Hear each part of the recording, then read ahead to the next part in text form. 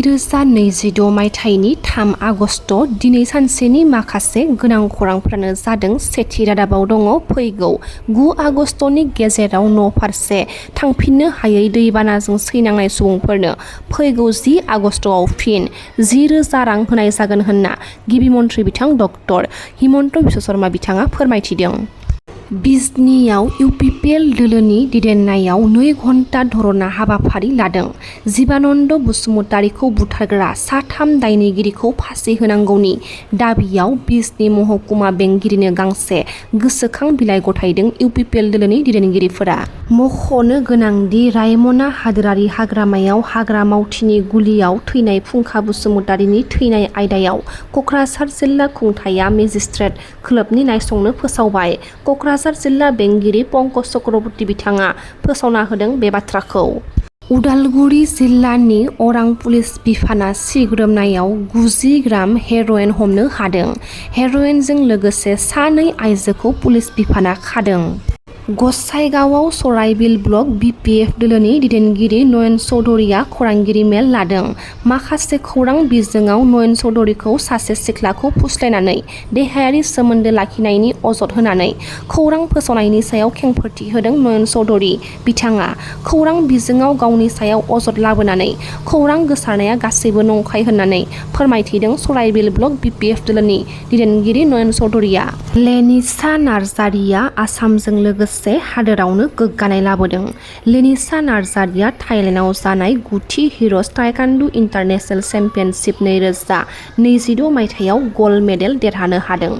लेनिसा नार्जारिया डिब्रुगड़नि सम्पुर्ण केन्द्रीय बिद्यालयनि आर्ट्स आयदानि 12 थाखोनि फरायसुलि।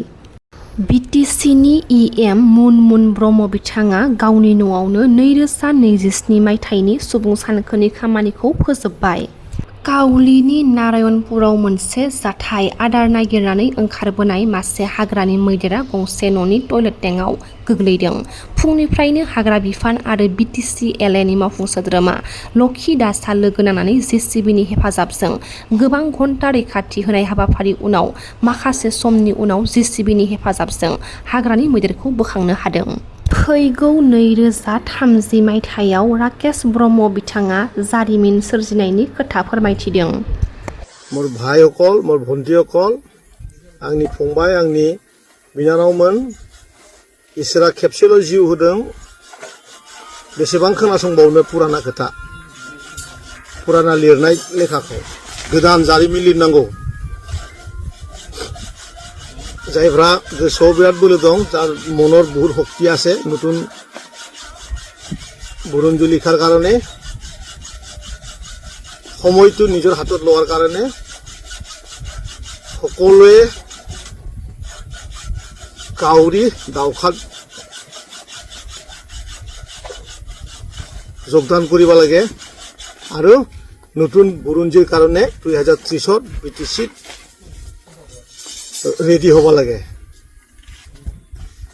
धेमाजि जिल्लानि सिमनसाफुरि बारिमुरि गामिया दैबानाजों लोमसावनानै दङ।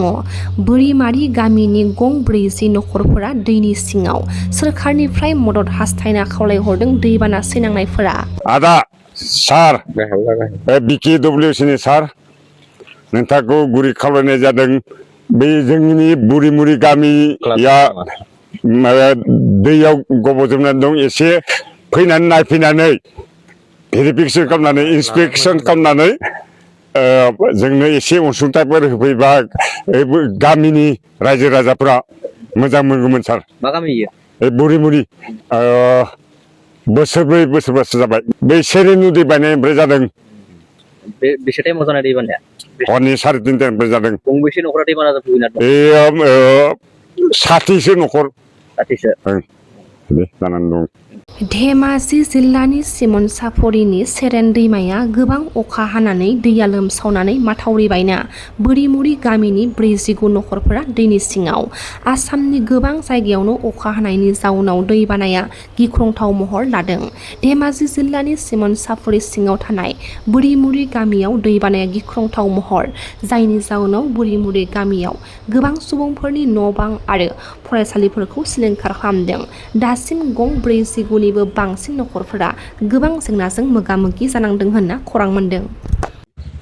नंगौ बे जोंनि सिमेन्ट सापरि हालामनि बोरिमुरि हालामनि गामिनि जोंनि बे सेरें दैमाया जोंनि साखाथियाव बोहैलांनाय जायो। बे दैमानि दैया एसे अखा हाबानो उसिफावनानै दिनै गामिनि मिनिमाम 49सो न'खर दैजों बुंफबनानै थायो सानफ्रोमबो। एसे अखा हाबानो जायो बे जाथाया। आरो जोंनिनो बे गामिनि लोगोसे गुदि फरायसालि दं। बे फरायसालियाबो स्कुला जितु अखा हाबानो जों क्लासखौ लाहोनो हाया जायो। बिदि समस्या जायो। आरो माखासे खेथि फोथार दं बे दैमानि साखाथि फाखाथि। बे खेथि फोथारफोराबो जोङो बोसोराव खेबनै खेबथामहालागै जों खेथि मावफिननांगौ जायो आरो बेबायदि जायो। माइखौ गायफिननांगौ जायो। गायनांगौ जायो आरो बेयाव बान्दो बायदो होनदों मोनसे माथावरि बे बेलायाव मा बुंगोन नों? बेवहाय जों मिथिनायाव जोंनि नुनायाव ओरैनो एसे बोसोरनै बोसोरथामसोनि सिगांनि मोनसे काउन्सिलनिफ्राय माथावरि मोनसे होनाय दंमोन। बे माथावरिया बेनि अबस्थाया गाज्रि जाबाय माने नांगौ बायदि सेफटि होनो हाला दैखौ बायस'नाय जाबाय थुख्रा थुख्रि बायस'ला जोब्बाय बेनि जाहोनावबो जादों बेखौबो बुंनो हायो आरो जों। गंबेसे न'खरा दैबानाजों भुगिनानै दं? ओरैनो दा दैबानाजों गोदोनानै थानाय होनबाथ' दा नों 49 जन न'खरानो दैबानाजों गोदोनानै दं आरो मानो होनोबा बिसोरो न'आव थानोबो मोजां हायाखै फारसेखि नोङो संना खावना जानोबो उसुबिदा जानानै दं आरो। दासिमहालागै सोरबा खबर लाफैदों ओरैनो दैबानानि? बे बेलायाव जों थोंजोङै बुंगोन दासिमहालागै जोंनि नुनायाव गुबुन बिदि गभमेन्टनिफ्राय जितु गभमेन्ट दं बे गभमेन्टनिफ्राय जोंनिनो गावप्रधान बिथांमोना फैदों खबर लाफैदों बारा गोबाव जायाखै। बेनिफ्राय बे सार्कल अफिसनि अफिसार मण्डल बिथांमोना फैनानै खबर लाफैदों बेखौ जों नुदों। बेनि अनगायै गुबुन जोंनि बे जाथायखौ नायनो बा दै लोमजानायखौ नायनो गुबुन आफाद गुबुन जोंनि माहारियारि आफाद बेफोर बिथांमोना दिनैसिम दासिमहालागै नुजाथिफैथ'नाय जायाखै आरो। जोंनि दैदेनगिरिफोरखौ मा खावलायगोन? दैदेनगिरि माने सरकारखौ मा खावलायगोन माने सरकारासो बेफोर बुस्थुखौ होनो हायो नालाय जोङो थोंजोङै सिगांनिफ्रायनो बुंबाय थाखादोंमोन जोङो माहारियारि आफादफोरनि सिगाङावबो जों रायजो जानानै थोंजोङै जों बिथांमोननि सिगाङाव फोरमायदोंमोन बे दैमाया जोंनि थाखाय बिराद मेजर प्रब्लेम जानानै दं। फैबाय थानाय समाव जोङो स्कुलखौबो मोजां खालामनो हाया फारसेखै बिदिनो 49सो न'खरफोरा दैजों गोदोसोनानै थानांगौ जायो। बेनि सेफटिनि थाखाय जोङो बिथांमोनखौ माहारियारि आफादफोरनि सिगाङावबो जोङो रिकुवेस्ट खालामदोंमोन बेखौ नोंथांमोना गभर्नमेन्टजों जगाजग जानानै जोंनि बे खामानिखौ बे दैमाखौ सेफटि खालामनानै होनांगौ होननानै जों खावलायखादोंमोन।